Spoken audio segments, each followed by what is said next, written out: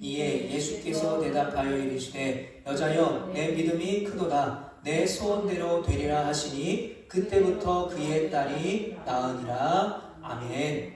네, 이 시간에는 거절의 자리에서 드러난 믿음이라는 말씀의 제목으로 마태복음 15장 21절부터 28절까지의 말씀으로 함께 은혜를 나누도록 하겠습니다.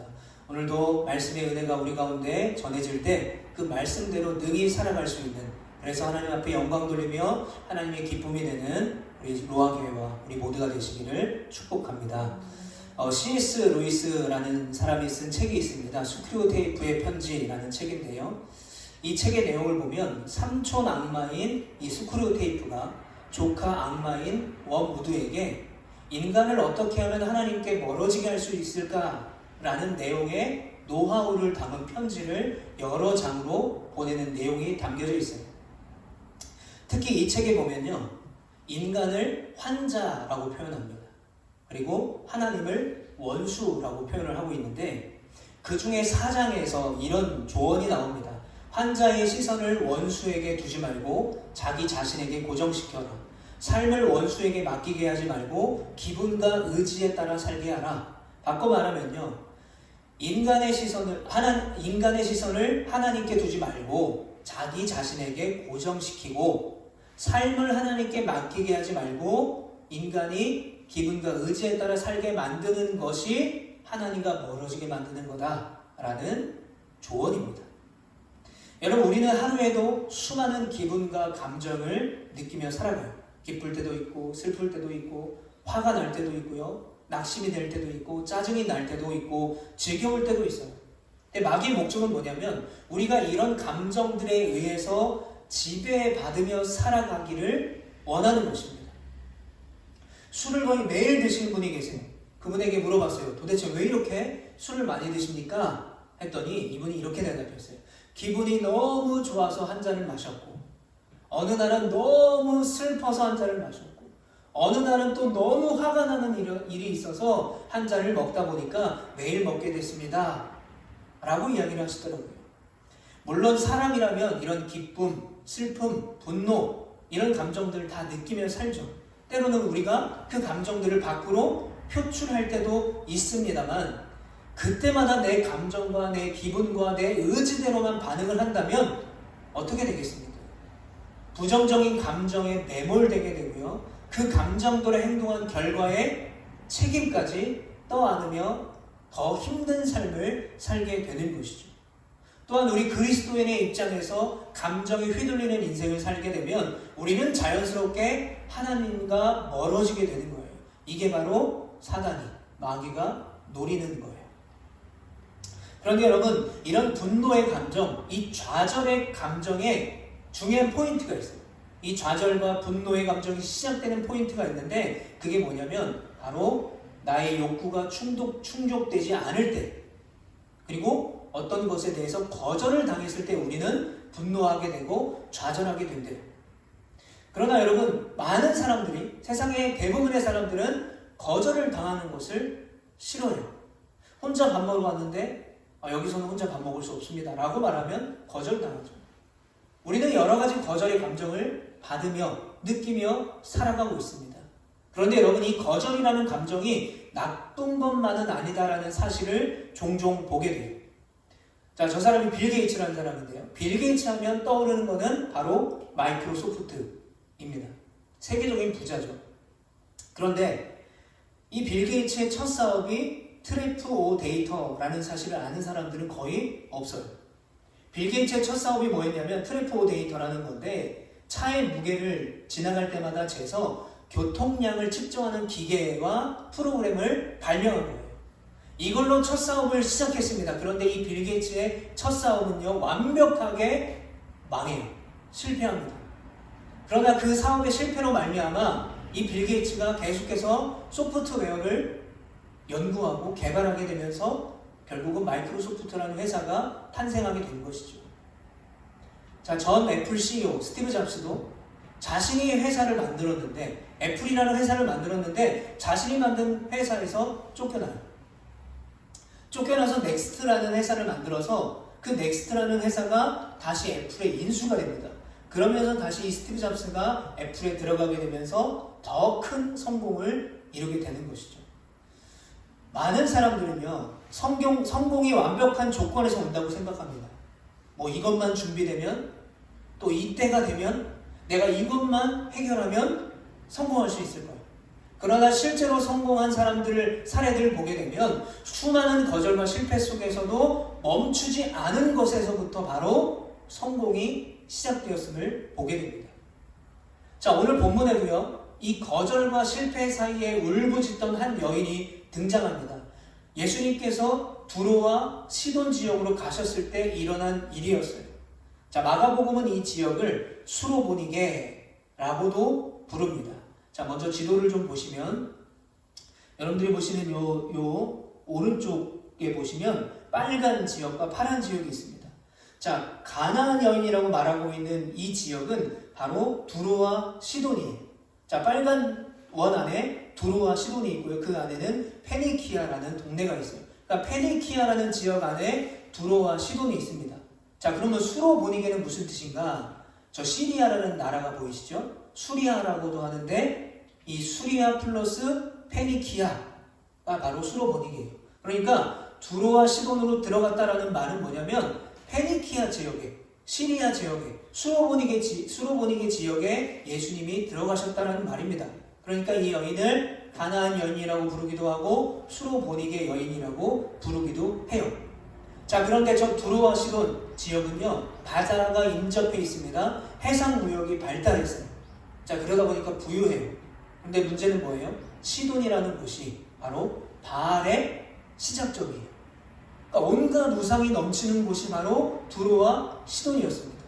자, 그런데 예수님과 제자들이 그 땅에 들어갔을 때 갑자기 가나안 여인, 수로보니게 여인이 나와서 큰 소리로 이렇게 외칩니다. 우리 22절 말씀 같이 한번 읽어봅니다. 시작. 가나안 여자 하나가 그 지경에서 나와서 소리질러 이르되 주 다윗의 자손이여 나를 불쌍히 여기소서 내 딸이 흉악하게 귀신 들렸나이다 하되. 자, 마가복음에서는 마가복음 7장 26절에는요 이렇게 표현해요. 그 여자는 헬라인이요 수로보니게 족속이라 자기 딸에게 귀신 쫓아내 주시기를 간구하거늘. 자, 이 가나안 여인 또 수로보니게 여인이라고 불리는 이 여자가 예수님께 나와서 소리를 치며 이렇게 외치고 있어요. 주 다윗의 자손이여. 이방인인 여자가 예수님을 주여라고 부르고 있어요. 그런데 한 번이 아니라 오늘 본문의 25절과 27절에도 주여라는 말을 쓰고 있어요. 마가복음에서도 주여라는 말을 동일하게 쓰고 있습니다. 주위에 있던 제자들과 많은 사람들이 괴로울 만큼 큰 목소리로 반복해서 예수님을 부르고 있는데 정작 예수님은 그 여인에게 전혀 관심이 없으세요. 철저하게 외면하시고 매몰차게 거절하고 계십니다. 자, 그런데 문제는 그런 거절에도 이 여인이 아랑곳하지 않았다는 거예요. 얼마나 간절하게 부르짖던지 그 소리가 너무 시끄러워서 23절에 제자들이 예수님께 그 여자를 안심시켜서 제발 보내주세요. 시끄러워 죽겠습니다. 라고 말할 정도였어요. 자, 마가복음에서는요 이 여인의 그 부르짖음을 간구하거늘 이라는 말로 표현합니다. 그런데 이 간구하거늘 이라는 말을 헬라어 원어로 보면 미완료 과거 시제가 쓰였어요. 자, 미완료 과거 시제는 무슨 뜻이냐면 과거에서부터 일어난 일이 아직 끝나지 않았다는 거예요. 그러니까 이 여인이 예수님께 간구하는 이 간구가 반복적으로 계속되고 있었다는 거예요. 예수님이 반응하실 때까지. 그 여인이 계속해서 소리치고 있었던 것입니다. 자, 바로 그때 그 여인의 그 간구가 반복되고 또 반복되고 반복될 그때 예수님께서 그 여인에게 드디어 입을 여시고 말씀하세요. 27절 말씀 같이 읽어봅니다. 시작. 예수께서 이르시되 자녀로 먼저 배물리 먹게 할지니 자녀의 떡을 취하여 개들에게 던짐이 마땅치 아니하니라. 자, 침묵을 깨신 예수님의 첫 마디가 뭐예요? 그 여인 들으라고. 나는 자녀의 떡을 너와 같은 개들에게 주지 않을 것이다. 아니, 사랑과 은혜가 풍성한 그 주님께서 어떻게 개라는 말을 쓰실까요? 어떻게 저 불쌍한 여인을 그래도 사람인데 사람에게 개라고 예수님이 막말을 하실까? 여러분, 우리는 충분히 그렇게 생각할 수 있어요. 그러나 그 여인을 개라고 부르시며 외면하시고 거절하시는 분명한 몇 가지 이유가 있습니다. 3가지 이유가 있고요. 한 가지 더 이유가 있어요. 3+1의 이유가 있습니다. 먼저 그 3가지 이유에 대해서 왜 이 여인을 거절했을까? 이 여인에게 왜 개라고 말하셨을까? 이유를 우리가 알아보도록 하겠습니다. 자, 첫 번째, 구속사역의 대상은요, 먼저 유대인에게 있었기 때문에 그래요. 마태복음 10장 5절부터 6절에 보면 예수께서 이 12를 내보내시며 누굽니까? 제자들이죠. 제자들에게 이렇게 명령하신 거예요. 이방인의 길로도 가지 말고 사마리아인의 고을에도 들어가지 말고 오히려 이스라엘 집에 잃어버린 양에게로 가라. 너희가 이방인에게 복음을 전하지 말고 유대인들 중에도 복음을 잃어버린 자들에게 가라는 거예요. 예수님이 이렇게 말씀하셨어요. 로마서에도 이렇게 말해요. 이 복음은 모든 믿는 자에게 구원을 주시는 하나님의 능력이요. 모든 자에게 구원을 주시는 능력인데 우선순위가 있다는 거예요. 먼저는 유대인에게요. 그리고 헬라인에게로다. 그러니까 예수님이 복음을 전해서 구원할 사람의 대상의 우선순위가 이미 정해져 있었다는 거예요. 자, 두 번째 이유는 예수님의 이 말씀, 개라고 부르는 이 말씀은요, 모독과 차별이 아니라 구분이었어요. 구분. 이 여인을 개라고 하신 이유는요, 인간의 존엄을 무시한 것이 아닙니다. 예수님의 사역의 방향을 말씀하시는 거예요. 인간에게 어떤 서열이 있다는 것을 말씀하신 것이 아니라 예수님의 구속사에 시간표가 있다는 것을 말씀하고 계신 거예요. 즉, 아직 이방인은 구원의 우선순위에서 언약 밖에 있는 존재라는 것을 말씀하시면서 그래서 이 여인의 그 요청을 거절하고 계셨던 거예요. 자, 이 3번째 이유가 또 중요한데요. 3번째 이유는 예수님은 이 여인의 믿음을 테스트하셨어요. 여러분, 성경에 보면요, 이 테스트, 시험이라는 단어를 주로 크게 2가지로 분류해서 설명을 하는데 첫 번째로는 그야말로 테스트예요. 테스트를 해보는 것입니다.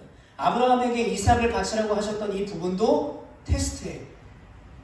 이 시험을 믿음으로 통과한 아브라함에게 하나님은 영원한 언약을 허락하셨어요. 자, 그리고 2번째 시험의 개념이 있는데 그건 바로 템테이션, 유혹이라는 개념입니다. 우리를 시험에 빠지지 않게 하시고 라는 유혹이라는 개념인데 보통 사단이나 마귀가 주로 사용하는 것, 그 시험을 말하는 거예요. 자, 예수님께서 세례요한에게 세례를 받으시고 나서 40일을 금식하십니다. 그리고 나서 마귀에게 3가지 시험을 받으시죠. 그런데 그 시험을 말씀으로 이기십니다. 지금도 이스라엘 성지순례 가면 예수님이 마귀에게 3가지 시험을 당한 산 이름을 마운트 오브 템테이션, 유혹의 산, 그래서 시험산이라고 부르고 있어요. 그곳을 가볼 수가 있습니다. 그러니까 2가지 의미인 거예요. 그야말로 시험, 그리고 유혹. 자, 예수님께서는 이 여인을 테스트하고 계신 거예요. 이 여인의 믿음을 테스트, 그래서 개라고 하면서 매번차게 거절하고 있었어요. 그런데 예수님의 이 기쁜 뜻을 이 여인이 알고 있었을까요? 몰랐을 거예요. 자, 몰랐는데도 이 여인의 반응이 어떻습니까? 27절, 여자가 이르되 주여 올소이다마는 개들도 제 주인의 상에서 떨어지는 부스러기를 먹나이다 하니, 구원의 우선순위가 있고 또 예수님이 여인을 테스트하는 것이고 그 여러 가지 이유를 이 여인은 모르지만 예수님의 거절에도 모욕적인 언어에도 감정적으로 반응하지 않아요. 자신의 권리만을 주장하지 않습니다. 오직 자기 앞에 계신 그 예수님 앞에 자신을 완전히 내려놓아요. 그러면서 이렇게 말하는 거죠. 주님, 그렇습니다. 저는요, 유대인들이 손가락질하는 바로 그런 구원받을 자격 없는 개와 같은 이방 여인입니다. 그러나 개들도 주인상에서 남겨진 그 조금의 부스럭이라도 먹지 않습니까? 예수님, 주님, 그 부스럭이라도 저에게 주시면 제 딸이 나을 것입니다. 라고 고백하고 있는 거예요. 여러분, 얼마나 대단한 믿음의 고백입니까? 많은 사람들 앞에서 매몰차게 모욕을 당했어요. 거절을 당했습니다. 개라는 표현을 받으면서도 이 여인의 의지는 꺾이지 않았어요. 아, 못해 먹겠네. 내가 뭐 요청할 사람이 예수님밖에 없는 줄 알아? 하면서 가지 않았어요. 이 여인의 의지는 꺾이지 않았습니다. 바로 여기에, 바로 이 부분에서 예수님께서 이 여인에게 개라고 표현을 쓰신 또 다른 이유, 아까 제가 3가지 이유에 추가 1가지 이유가 있다고 말씀드렸는데 아주 특별한 그 이유가 바로 여기에 있습니다. 자, 우리가 오늘 마태복음 15장을 보고 있잖아요. 똑같은 이 가나안 여인, 수로보니게 여인의 믿음을 기록하고 있는 것이 마가복음 7장입니다. 그런데 이 마태복음 15장과 마가복음 7장을 보게 되면요, 공통적으로 먼저 나오는 한 사건이 있어요. 그게 뭐냐면 손을 씻지 않고 음식을 먹고 있는 제자들을 보면서 이 사두개인과 바리새인들이 지적을 합니다. 그리고 예수님께 이렇게 물어봐요. 어찌하여 당신의 제자들은 장로들의 전통에 따라, 율법에 따라 손을 깨끗이 씻고 음식을 먹지 않습니까? 그때 예수님께서 이들과 그 정결법에 대해서 논쟁하시죠. 그 뒤에 이야기가 마가복음에서도 마태복음에서도 이 가나안 여인, 수로보니게 여인의 믿음에 대해서 말씀하고 있어요. 그러면 이 성경의 구조가 우리에게 암시하고 있는 것은 뭘까요? 율법을 따라 사는 것, 전통을 따라 사는 것이 아니라 믿음으로 사는 삶이 구원받는 삶이다라는 것을 암시하고 계신 거예요. 그럼 왜 제자들이 있는 그 앞에서 이 예수님이 이 여인을 개라고 하면서 매몰차게 외면하고 계실까? 거기에 분명한 이유가 있었어요. 예수님을 따르던 제자들에게는요, 민족적 우월감이 있어요. 우리만 특별하게 선택받은 백성이야. 그로 인해서 예수님과 먹고 자고 예수님의 기적을 눈앞에서 보고 예수님의 말씀을 발치 앞에서 듣고 배우지만 이들이 업적으로 여전히 둔감한 거예요. 왜요? 민족적 우월의식 때문에, 그 선민사상 때문에, 율법과 전통에 얽매이는 것 때문에. 그래서 이방인들을 향한 긍휼과 사랑이 없었어요.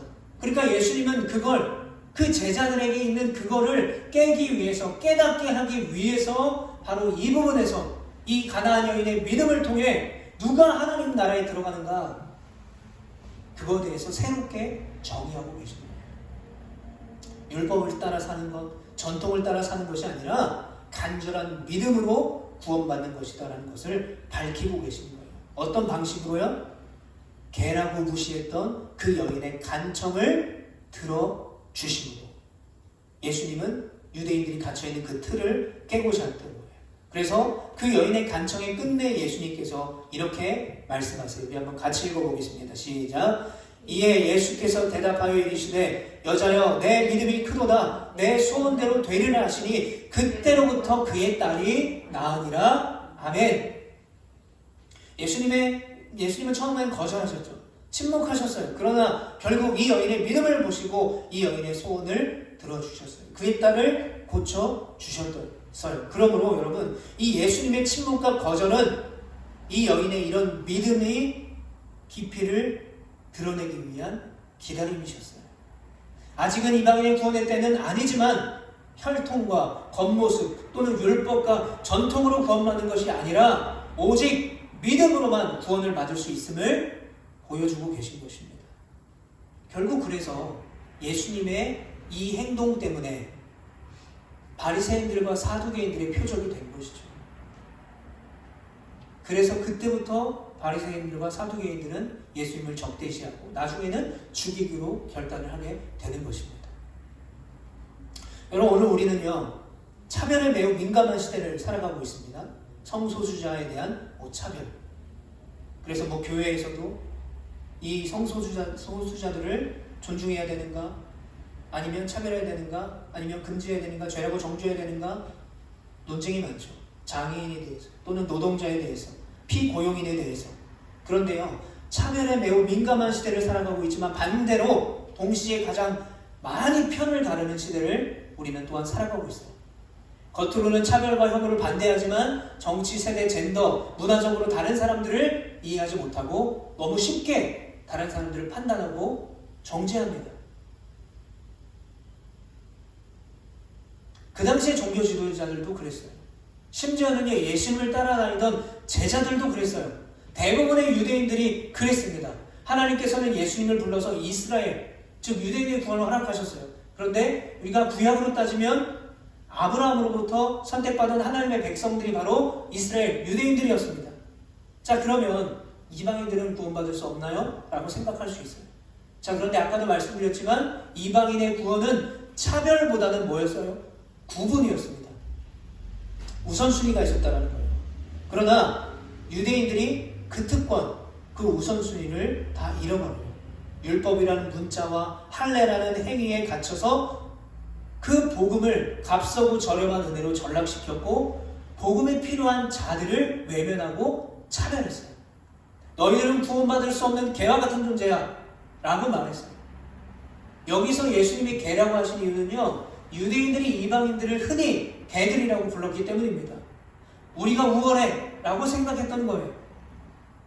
너희들이 개라고 여기는, 너희들이 우리만 구원받을 수 있고 우월하다고 여기는 너희들의 전통과 율법이 아니라 너희들이 개라 여기는 구원받지 못하는 저 사람들도 믿음으로 구원받을 수 있다는 것을 예수님이 이 여인을 통해서, 이 여인의 딸을 고침으로 제자들에게, 또 바리새인과 사두개인들에게, 그 당시 수많은 유대인들에게 선포하고 계셨던 거예요. 그래서 예수님께서는 이 마태복음 16장에 보면 이 바리새인들과 사두개인 같은 그런 유대인들을 누룩이라고 표현해요. 믿음을 좀먹는 존재, 복음의 그 순수함과 위대함을 좀먹는 존재라고 정죄하십니다. 그리고 이렇게 결국 말씀하셨어요. 마태복음 21장 43절에 보면 그러므로 내가 너희에게 이르노니 하나님의 나라를 너희는 빼앗길 것이다. 율법과 전통과 행위에 얽매이는 너희에게 있는 그 구원이 하나님의 나라가 빼앗길 것이다. 대신 누구에게? 열매 맺는, 즉 믿는 자들에게 그 구원이 주어질 것이다. 특권의식과 값싼 은혜에 빠져서 행위로 믿음을 증명하려고 했던, 그러나 하나님을 잃어버렸던 그 유대인들에게서 구원이 이방인들에게 옮겨진다고 말씀하셨어요. 즉 하나님의 구원은요, 육체적인 유대인, 혈통에 있는 것이 아닙니다. 말씀을 받아들이는 그 믿음, 그 복음을 받아들이는 믿음에 있다는 것을 말씀하고 계세요. 여러분, 우리가 아브라함을 부를 때 뭐라고 부르죠? 뭐뭐의 조상이라고 하죠. 무슨 조상? 믿음의 조상이라고 부르죠. 근데 아브라함을 부를 때 누가 유대인의 조상이라고 하지 않아요. 믿음의 조상이라고 해요. 그런데 잘 살펴보면요, 아브라함이 선택받았기 때문에 이삭과 야곱과 요셉으로 이어지는 이 유대인들이 선택을 받아요. 그런데 아브라함을 믿음의 조상이라고 하는 이유는 뭘까요? 하나님의 그 구원의 계획이 유대인들에게만 있는 것이 아니다. 믿는 자들 누구에게나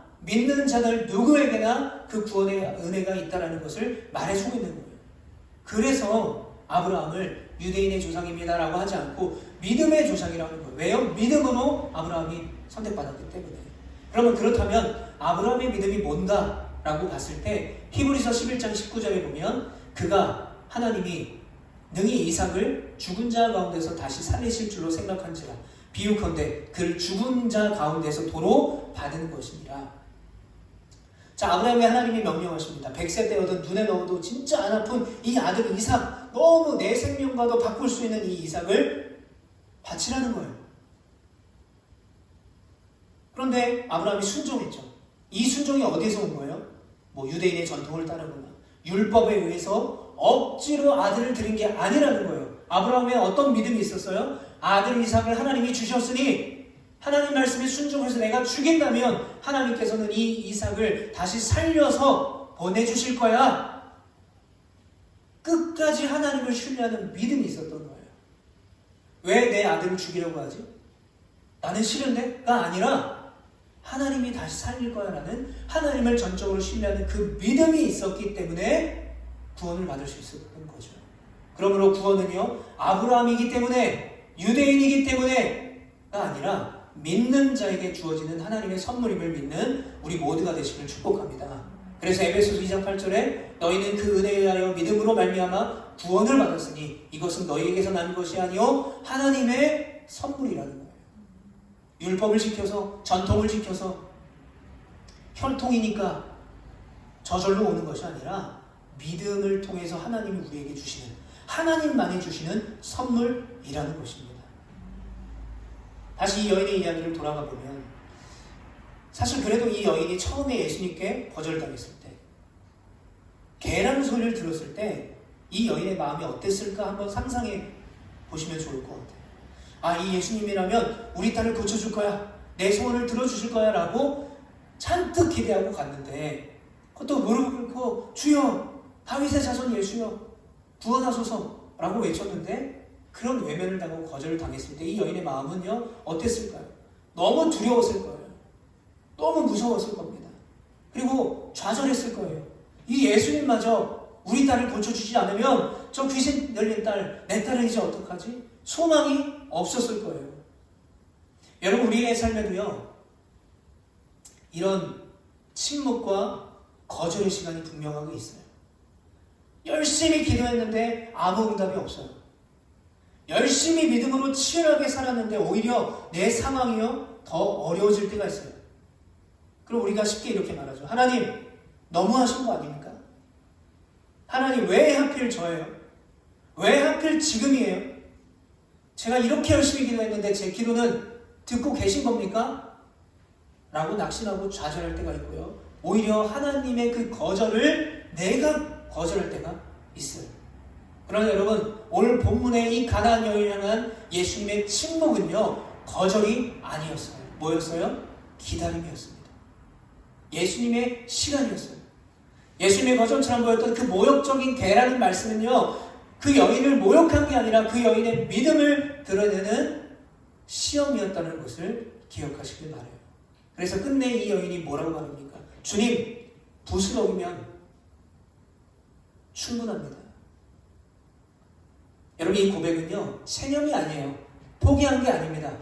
주님의 은혜를 작게 여긴 것이 아니라 주님께서 주시는 것이라면 그것이 부스럭일지라도 나에게는 충분하다라는 절대적인 신뢰의 고백이었음을 믿는 여러분 되시길 축복합니다. 여러분, 그러므로 믿음은요 내 상황이 좋아질 때 생기는 것이 아니에요. 믿음은 거절당하는 자리에서, 또 이해되지 않는 자리에서, 아무 응답이 없는 것처럼 느껴지는 그 침묵의 자리에서 그럼에도 불구하고 떠나지 않는 것, 그 은혜의 자리를 기다리는 것, 바로 거기서 시작되는 것이 믿음인 줄 믿습니다. 사랑하는 성도 여러분, 바로 그 거절과 실패의 자리에서 내 감정이 아니라 믿음으로 반응하시길 바라요. 내 자존심이 아니라 은혜로 붙드시길 바랍니다. 그 자리를 포기하고 도망가는 것이 아니라 끝까지 그 예수님 앞에 머무시는 여러분 되시기를 축복합니다. 주님 앞에 머물며 이해되지 않아도 그 주님을 신뢰하는 여러분 되시길 바라요. 때로는 문이 닫힌 것처럼 보여질 때가 있습니다. 아무리 찾아봐도 출구가 없을 때가 있어요. 그런데 하나님은 그때에 하늘의 문을 여실 줄 믿습니다. 여러분, 기도의 자리를 떠나지 않기를 축복합니다. 우리가 그럴 때, 그때에 주님께서 우리에게 이렇게 말씀하실 거예요. 이 가나안 여인에게 말씀하셨던 것처럼, 이 수로보니게 여인에게 말씀하셨던 것처럼, 내 믿음이 크도다, 내 소원대로 되리라. 아멘. 내 믿음이 크도다, 내 소원대로 되리라. 아멘. 이 말씀이 우리의 영원한 고백이 되기를 축복합니다. 이번 한 주 우리의 삶의 방향이 바로 이 고백이 될 줄 믿습니다. 주님, 부스럭이라도 주신다면 그것으로 내가 만족하고 이 은혜의 자리를 떠나지 않겠습니다. 그때 주님이 우리에게 말씀하셨을 거예요. 내 믿음이 크다, 내가 너를 사용할 것이다. 여러분, 한 주간 우리의 삶의 방향이 이 고백이 되고 우리가 그 은혜대로 살아가는 우리 모두가 되시기를 간절히 축복합니다. 우리 이 시간